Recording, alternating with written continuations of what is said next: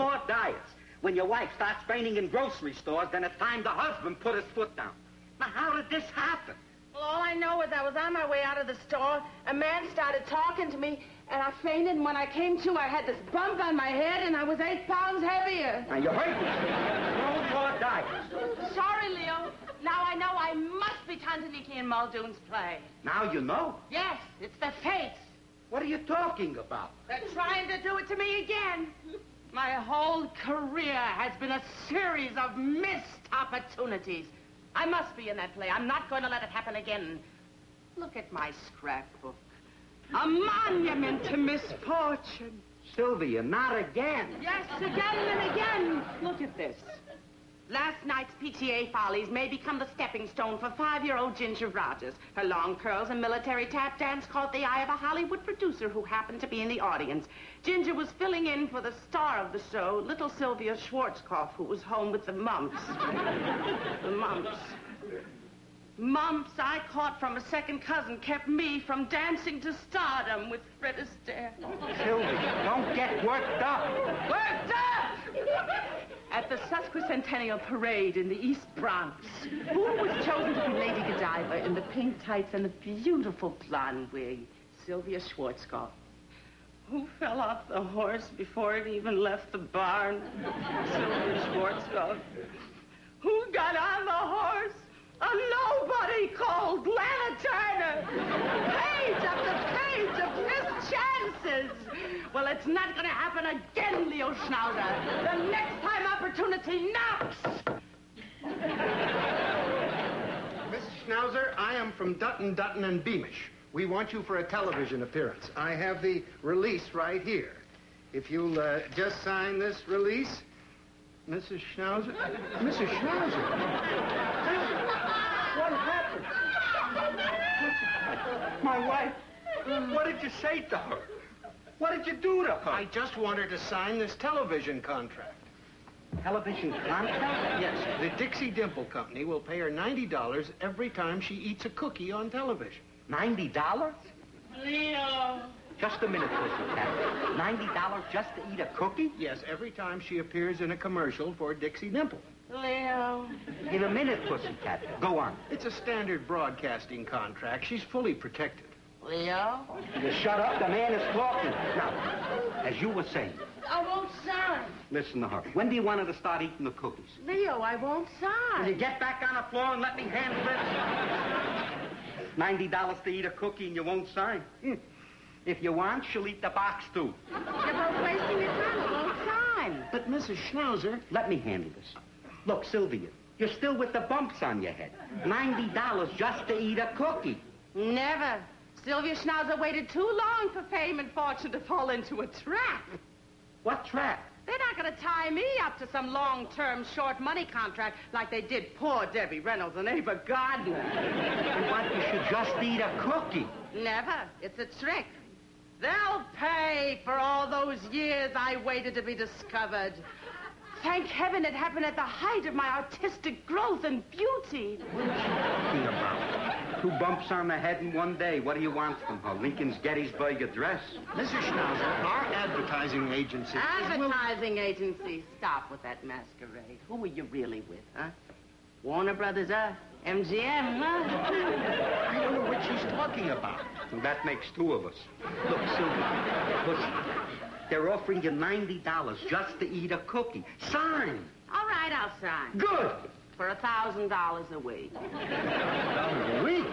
It's the bumps. The bumps. The bumps. Of course, I must have my own dressing room. She'll eat the cookies. My choice of leading man. She'll eat the cookies. Transportation to and from Hollywood for my personal hairdresser. She'll eat the cookies. Really, Mrs. Schnauzer? Don't listen to her. Let me talk to her. I'll come back tomorrow. Please do. We'll be home all day. I'll get an answering service. I'll put a light burning in the window for you. Sylvia. $90 to eat a cookie. It's the chance of a lifetime. Now you can get all the things that you've always dreamed of. A clock radio, space shoes, elastic stockings. Please, Leo, I'm thinking. Who will be my first leading man? Who? $90 for eating a cookie. Don't worry, Leo. We'll bring her around to her senses. Please, I'll call her.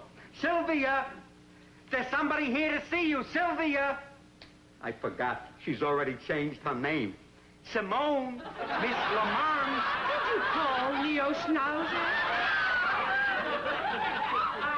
Darling, so sweet of you to drop by. Leo Schnauzer, open a bottle of wine. Take it from there. Sylvia, we just heard about your wonderful good fortune. $90 a week just for eating a cookie on television. My dear child, it's a trap. I wouldn't even consider it. Why, if anybody came to me and offered me $90 a week, I would... I'll give you 100. 100? As my personal maid. Me, your personal maid? You'll have Thursdays off. Your name is Babette. Babette? Well, of all the nerve! Lucille. Sylvia, all they want you to do is eat a cookie. If it isn't you, they'll pick another Bronx housewife. Take the $90. Francis. Like all great directors and playwrights, you have no business sense. All right. Then listen to Gunther. You know what a down-to-earth guy he is. Speak to her, Gunther. Can I have your autograph, Miss Simone? Gunther, stop her from making a fool out of herself. She knows what she's doing. Simone, don't let those big studios take advantage of you. Thank you, darling. I'll never forget you for this, Grover. Grover, my name is Gunther. Gunther. See, the bigger they are, the nicer they are. This is all I need. Already she's got a fan club. Sylvia, the man from the agency is going to be here soon. Oh, Babette, fix my hair. Fix your hair? You listen to me, Sylvia Schnauzer. The day I fix your hair will... Lucille. Sylvia, let's be realistic. I can understand your dreams, And that's why I want to insist that we do your play as my first vehicle. My play? Sylvia, now don't be ridiculous. Nobody wants to do my play on television. It's an amateur production. I wrote it when I was in the high school. Yes, but under a director like you. Me, a director? Sylvia, I don't know the first thing about directing. I'm a cop. Sign the contract. Sylvia, it's the man from the agency. Oh, Babette, answer the door. Answer it yourself. You try and help the little people. All right, I'll answer. Mrs. Schnauzer, this is the head of our agency, Mr. Dutton. Darling. Now, Mrs. Schnauzer, about this contract. Please, give me another day. I'm sorry, it has to be settled now. Well, of course, you know my conditions. $1,000 a week, my choice of leading man, my choice of director. Please, before you go, give me 5 minutes with her. I'm sorry, a deal is a deal. Now, here's the contract. $1,000 a week and anything she wants. Of course, that is just for the first commercial. After we see that, we have an option to pick her up for 7 years. 7 years? Sign. Yes, please, Mrs. Schnauzer, just sign. You understand, of course, that I'm going to do Mr. Muldoon's play, Tempest in the Tropics, as my first vehicle. Anything, just sign. Directed by Mr. Muldoon. Of course, just sign. There. Thank you. Be at the studio tomorrow morning, 6 o'clock, shoot the first commercial. 6 o'clock? I've got to start setting Miss Lamont's hair. Mr. Muldoon, as the director, there are certain advertising points we have to settle on. Are you telling me how to direct? I've directed Mr. Lamont in everything she's ever been in. It'll be my way or get yourself another boy. No interference. After all, it was I who first discovered Mr. Lamont. You discovered her?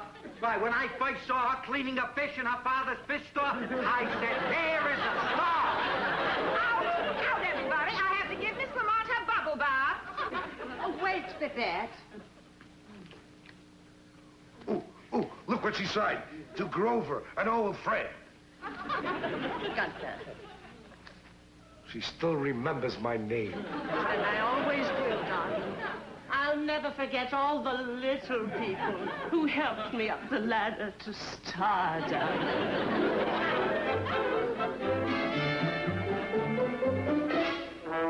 I can't wait.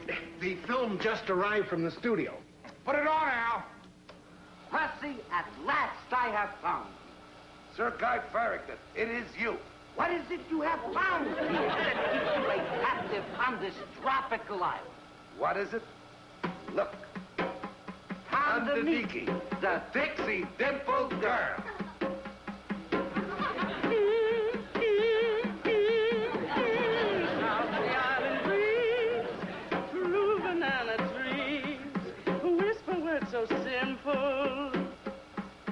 Dixie dimple. Stop it! Stop it! What have you fellas done? I've lost my Dixie dimple gown.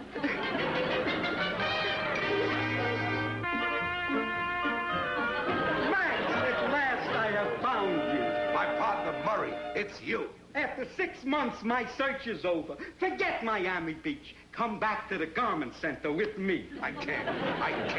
Not till I finish designing my new junior miss dress that can sell for only $8.95. Max, will you please forget the junior miss? I've got to make a comeback after I disgraced my firm by turning out an entire fall line 8 sizes too big. Well, say, I found 2 models who can wear them. Girls, come in. On the shores of Miami, there to save the company, 2 little garment models we. Girls, it's 2 stylish stouts, are we? I won't say stout. I can say fat. My own husband. Oh, come on, Sylvia. She's right, I won't say stout either. All right,